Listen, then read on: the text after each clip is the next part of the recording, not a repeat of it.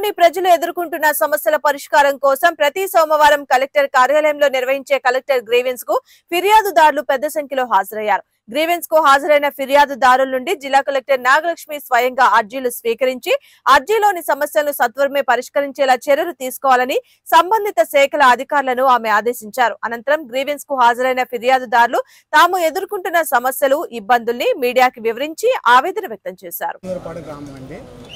నేను నివసిస్తున్న స్థలం రామకంటకం.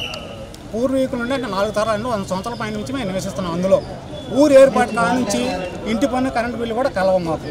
ఇప్పుడు కూడా మా పేరు మీద ఉన్నాయి.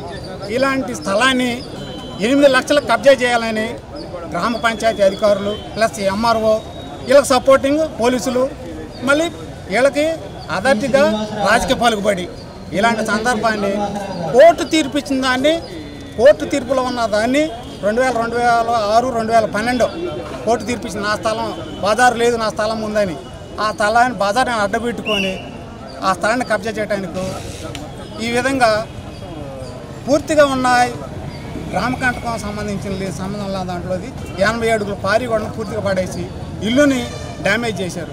కారణం కోర్టులో వేసింది అది వేసాం సార్. ఎవరికి వచ్చింది? 2006, 2012 మాది. ఇప్పుడు ఆ స్థలాన్ని కబ్జా చేయడానికి వేరే అతని పేరు మీద వారు దావా వేయించారు. యేసబాయిని అతని పేరు మీద, ఆయన తురకపాలెం వాస్తవ్యుడు. అలాంటి సందర్భం తీసుకొచ్చి పెట్టేశారు. ఎంఆర్ఓ ఫిర్యాదు ఇచ్చాము. ఫిర్యాదు ప్రకారం వచ్చారు, సర్వే చేయడానికి వచ్చారు. వచ్చామంటున్నాడు, మేము కోర్టులో ఉంది, మేము సర్వే చేయడానికి వీలు పడదన్నారు.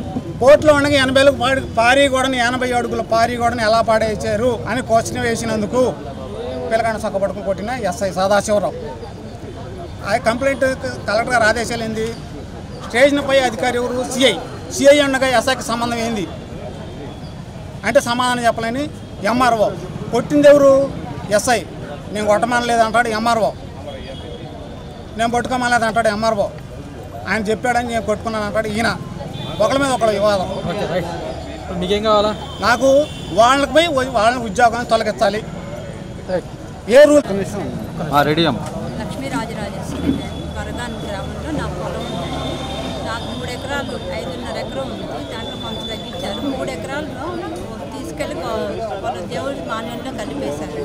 పొలాన్ని అడిగితే తహసీల్దార్ కంప్లైంట్ ఇచ్చాం.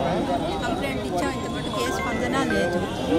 కలెక్టర్ కంప్లైంట్ ఇద్దామని వచ్చామండి. ఎవరు చేశారనేది తెలియదు నాకు. నా పొలం నాకు కావాలి, నాకు న్యాయం చేయాలని చెప్పేసి వచ్చాడు. మీరు పట్టాలండమ్మా? పట్టాలండి అది తీసుకెళ్లి దేవుడి మాన్యంలో కలిపారు. ఎంత పట్టాలండి? పట్టాలండి వచ్చేసి మొత్తం 5 లక్షలు. 3 ఏకర్స్లో వచ్చేసి 1.5 ఎకరం వచ్చేసి దేవుడి మాన్యంలో కలిపేసారు. అది ఎందుకు ఎట్లా చేశారు? సర్వే మాకేం కంప్లైంట్ ఇవ్వలేదు, మేము చేస్తున్నాం, సర్వే చేస్తున్నాం అని ఏం చెప్పకుండానే తీసుకెళ్లి దేవుడి మాన్యంలో కలిపారు. అది ఎట్లా? ఎంఆర్ఓని అడిగారు. ఏ స్పందన లేదు, ఏ రెస్పాన్సిబిలిటీ లేదు సార్. Collector complaint. మీరు ఏం డిమాండ్ చేస్తున్నారమ్మా? మాది నాకు పొలం నాకు చెప్పకుండా సర్వే ఎట్లా చేస్తారు? సర్వే చేసేటప్పుడు కంప్లైంట్ చెప్పాలి కదా. మాకు మీ పొలాన్ని కొలుస్తున్నామని చెప్పాలి కదా. చెప్పకుండా తీసుకెళ్ళి కలిపేసేస్తారు అట్లా.